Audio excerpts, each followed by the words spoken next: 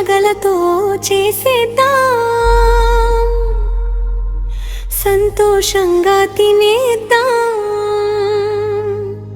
అమ్మమ్మల కాలం నాటి అచ్చమైన పాఠోళి, రాత్రి వేళ శనగలను నానబోసి ఉంచాలి. తెల్లారి నీరు వడగట్టి ఆ పప్పును మెత్తగా గ్రైండ్ చేయాలి.